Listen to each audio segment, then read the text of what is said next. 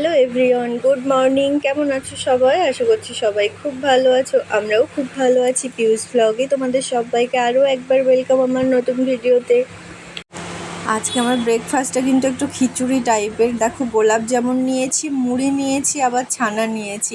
এভাবে কে কে খাও আমার মতো করে আমাকে জানিও কিন্তু। আচ্ছা ঠিক আছে, এবারে চলে আসা যাক রান্নার পর্বে।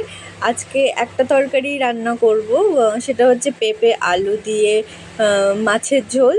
চিংড়ি মাছ নিয়ে এসেছে, তো চিংড়ি মাছ দিয়ে বাস এই একটাই তরকারি করেছি।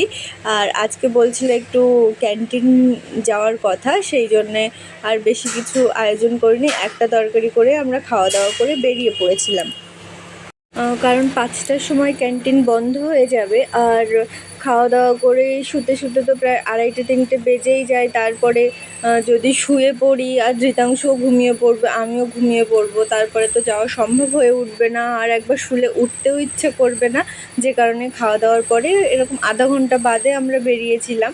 তো এত প্রচণ্ড রোদ, প্রচুর কষ্ট হয়ে গেছে। ওখান থেকে শুধু ক্যান্টিনেই কাজ ছিল না, সেখান থেকে আরও আরেক জায়গাতে যেতে হয়েছিল। সেখানে এক জায়গায় কাজ ছিল, সেটা মিটিয়ে বাড়িতে ফিরে ধৃতাংশ তো ঘুমিয়ে পড়েছে। আমারও এত পরিমাণে মাথা যন্ত্রণা হয়েছে, সেই যে শুয়েছি পুরো রাত 8টার সময় ঘুম থেকে উঠেছি। তারপরেও তো প্রচণ্ড মাথা যন্ত্রণা করছিল। তারপরে মাথায় তেল দিয়ে তারপরে একটু স্বস্তি পেয়েছি। যাই হোক, আমি যেতাম না, কারণ 2 দিন আগেই ওর বাবা গিয়েছিল ক্যান্টিনে। জিনিসপত্র অনেকটাই নিয়ে এসেছে, যেহেতু আমরা আর কয়েকটা দিন বাদে বাড়িতে যাব, সেই জন্যে ও গিয়েছিল আর আরেকজন গিয়েছিল। ওরা দুজন মিলে অনেক কিছুই নিয়ে এসেছে। কিন্তু আজকে আমি গিয়েছিলাম মেনলি দুটো হেয়ার ড্রায়ার কেনার জন্যে। কিন্তু এতটা কষ্ট হয়ে যাবে বুঝতে পারিনি। বাবাও নেক্সট দিন থেকে এত রোদ্দুরে আসবো না। তারপরে ধৃতাংশ তো খুব জ্বালাতন করে।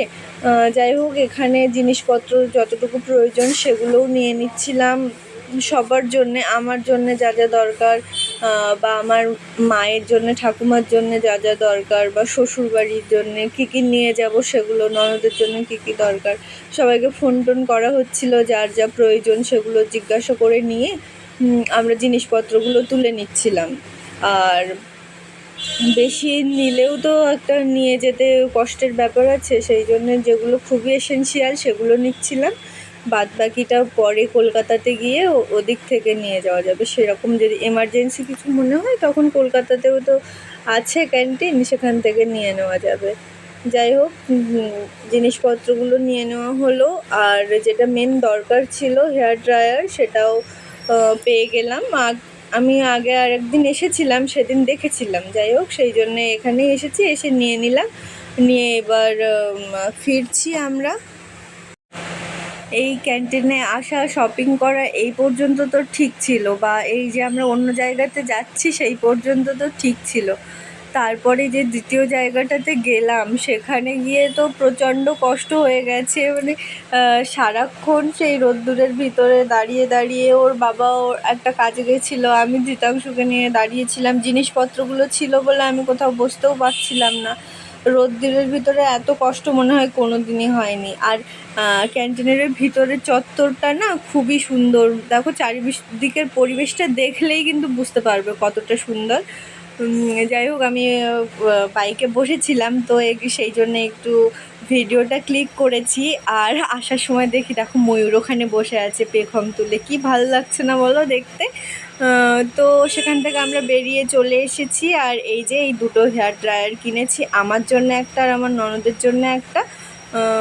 এগুলো বাড়িতে নিয়ে যাব। তারপরে রাতের রান্না করেছিলাম একদম হালকা, লাউ ডাল আর বরবটি আলু ভাজা, আর একটুখানি মাছ ছিল, সেটা নিয়ে নিয়েছি।